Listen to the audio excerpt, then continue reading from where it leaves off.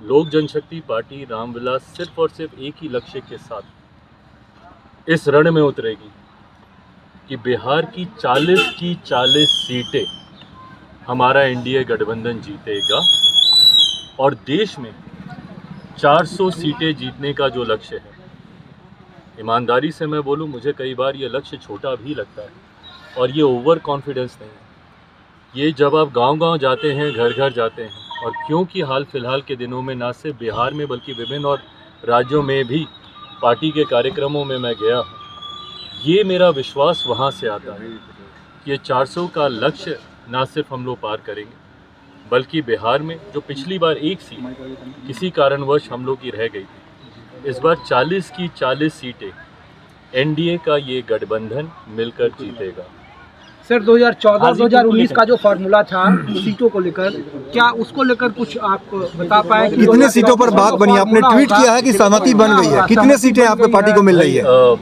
हकीकत है, मैं दोहराता हूँ जो मैं बार बार कहता हूँ कि मैं गठबंधन धर्म की मर्यादा को तोड़ूंगा कि मैं कोई भी बात सार्वजनिक आप लोगों के साथ पहले कर लूँ, जबकि गठबंधन और आप लोगों ने देखा है कि हमेशा से 2014 में भी गठबंधन के तमाम साथियों ने बैठकर इसकी घोषणा की, 15 में भी विधानसभा के चुनाव में भी हम लोगों ने ऐसा ही किया, 19 में भी ऐसा ही रहा, 20 में भी ऐसा ही रहा।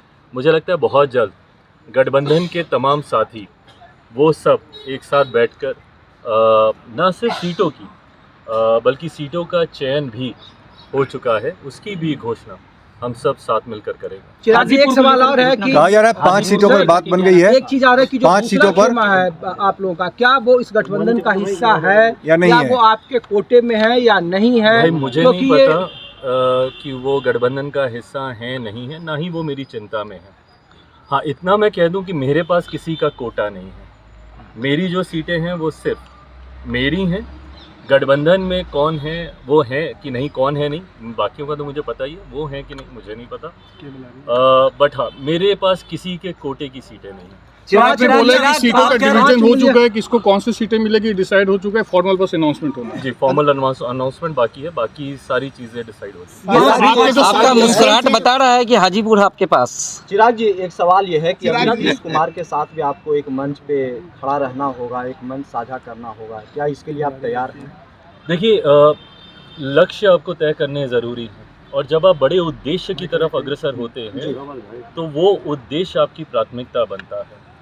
कई बार कई मौक़ों पर हर किसी ने अपने मतों को अलग रखकर गठबंधन के हित में, राष्ट्र हित में फैसले लिए हैं। ऐसे में आज की तारीख में जब मैंने कहा कि 40 की 40 सीटें जीतनी हैं, उसमें यकीनन भारतीय जनता पार्टी की एक अहम भूमिका है, मेरे मुख्यमंत्री नीतीश कुमार जी की, उनके पार्टी की एक अहम भूमिका है, लोक जनशक्ति पार्टी रामविलास की एक अहम भूमिका है, तमाम हमारे सहयोगी साथी इस गठबंधन के जितने भी और घटक दल हैं उन सब की एक अहम भूमिका है। ऐसे में हम सबको एक मंच पर आकर एकजुटता दिखाकर 40 की 40 सीटें हम लोग जीते, उस ओर हम लोग को कार्य करना होगा और तभी हम लोग 400 का जो लक्ष्य है उसको हम लोग पूरा कर पाएंगे।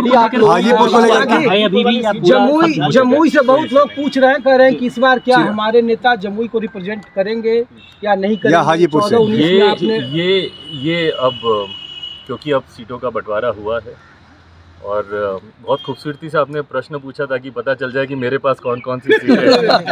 बट हाँ, जो भी सीटें लोक जनशक्ति पार्टी रामविलास के पास आई हैं उनमें कौन प्रत्याशी होगा ये पार्टी बैठकर इसका फैसला लेगी, पार्टी का संसदीय बोर्ड इसका फैसला लेगा और वो भी मुझे लगता है it's just a matter of time, because अब अधिसूचना मुझे लगता है जल्द आएगी, तो बहुत जल्द ये सारी बातें भी साझा